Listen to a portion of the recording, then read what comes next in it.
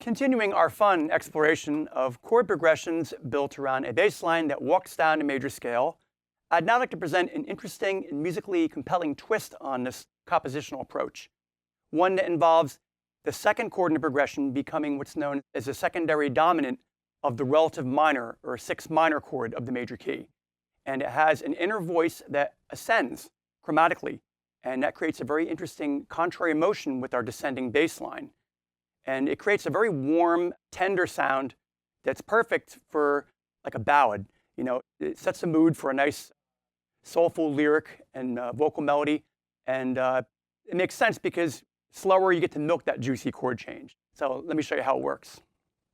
A classic example of what I'm talking about here is the verse progression to Bell Bottom Blues by Derek and the Dominoes, featuring the great Eric Clapton, who begins on a first position open C chord, then moves to E over B, which is an E chord with a B bass note. And that's called a second inversion triad with the fifth in the bass. E is the root, but we're making B our bass note. So we have that walk down. Resolves beautifully to A minor. And notice how that down home warm sound it creates, and especially when you arpeggiate it, that's what Clapton does. He doesn't just strum the chord, he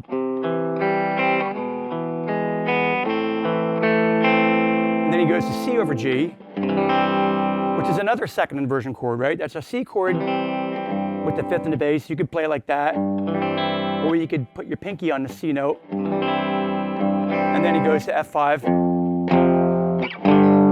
G5, okay? So again, it's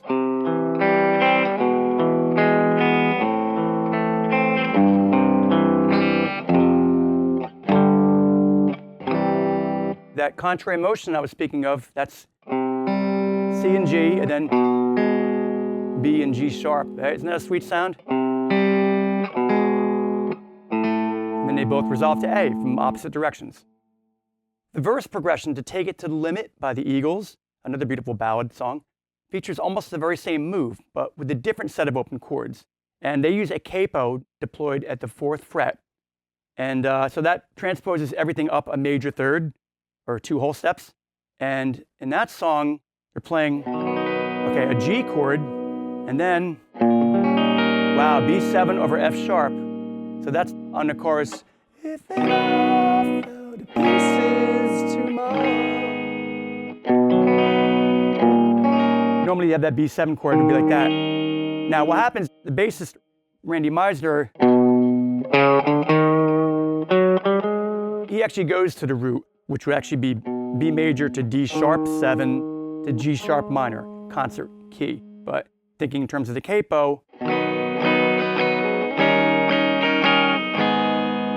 but I'm pretty sure, I think Glenn Frey, Felder, I think they're playing it like this with the, because you hear that fifth sandwiched in between with the bass note obviously being down an octave. In any case, I like the way that sounds better, right? With the, you keep your walk down. Paul Simon actually used almost the very same move in Kodachrome, his classic 70s hit Kodachrome. He used the capo at the 2nd fret.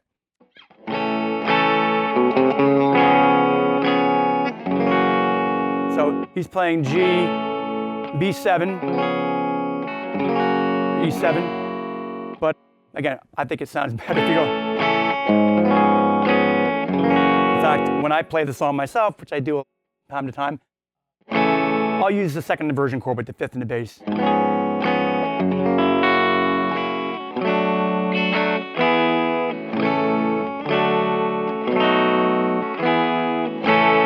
Nice changes in that song.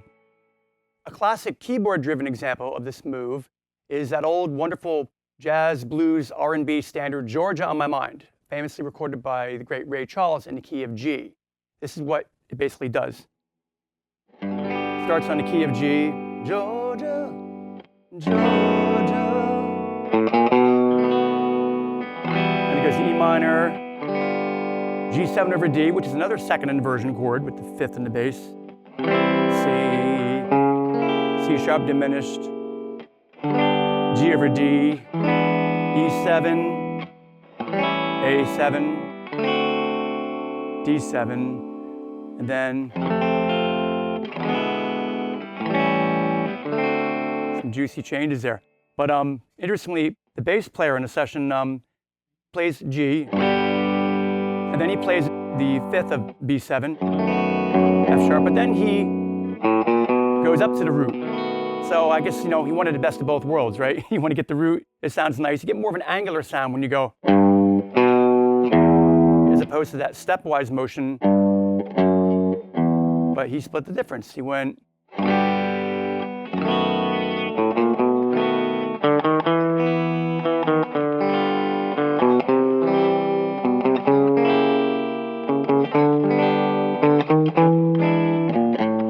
nice A9 voicing.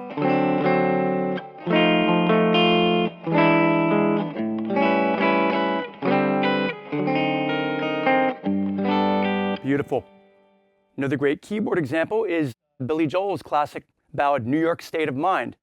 And he starts on C. This is the verse part. And then goes to E7. And then A minor. And then he does this little turnaround, G minor 7, C7, and then does the same move in F to A7, D minor, B flat 7. So that's pretty cool. He doesn't necessarily do the fifth thing, but I think it sounds great when you go, I think in Joel's version it's C. He goes up to E7, I think he even adds a sharp 9 on that. And then G minor 7, C7, and he plays F, and then A7. But again, I like doing this. You play the open E down there, and then D minor, B flat 7. Yeah, a lot to be learned from that song. A more up-tempo rockin' example of this move can be found in the early Queen song, Keep Yourself Alive, where guitarist Brian May and bassist John Deacon play single notes, and they create an interesting two-voice counterpoint. Check it out. So it's on the chorus where it goes, keep yourself alive, right here. So May's going, and Deacon, an octave lower, is going. So the two-voice counterpoint you have is D and A, which creates a D5 chord. Oh, that's a sweet sound. That creates an F sharp over C sharp sound, like as if we were going, or F sharp 7 over C sharp. Clean up a little bit.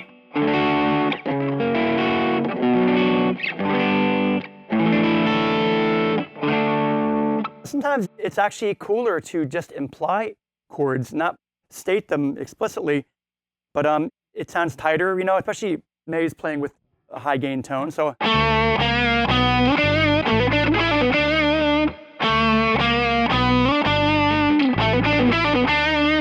and then later in the song, they actually take that riff on the outro chorus. I believe that they go up a minor third to F. Keep yourself alive.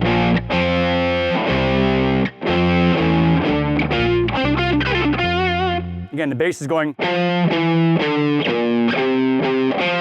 guitar is going, and then they go back down to D, then they go down a minor third to B.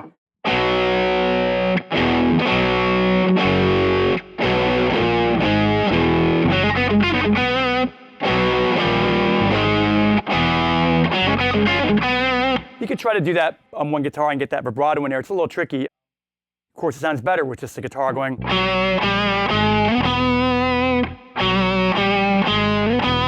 can either pull the vibrato down like B.B. King style, like fan it out, or push it up.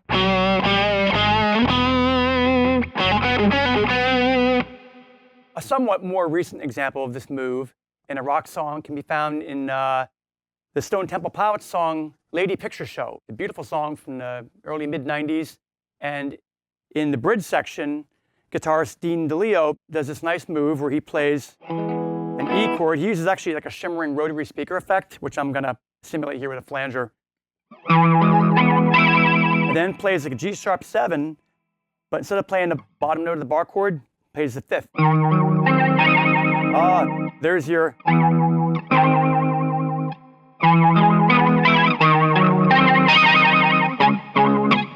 C sharp 7, F sharp minor, B7, here it comes around again.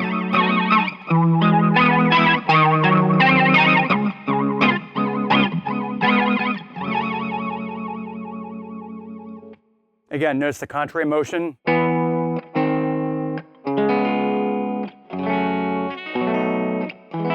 The arpeggiation is what really makes it too. You know, that's such a great way to dress up a chord progression. You could just go, but I think it sounds more interesting in general, right? To just, very cool, very Beatlesque. The verse progression to Lithium by Nirvana features a similar progression. Now they're tuned down a whole step on this song, but originally Kurt Cobain played it like.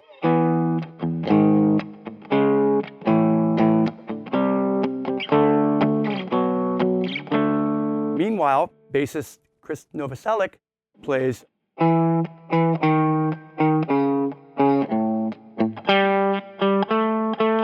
So he's using some first inversion chords, right? So guitar chord is E5 and then G sharp 5, but with a D sharp bass note. So you get that bass walk down. So together you can try to approximate on guitar by going.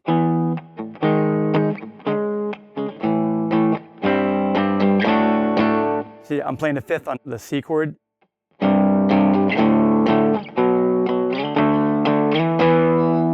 right away, that catches your ear, catches my ear. My ears perk up whenever I hear an inversion. Now, you could just play that without having to tune your guitar down a whole step. You could do it, move everything down 2 frets. And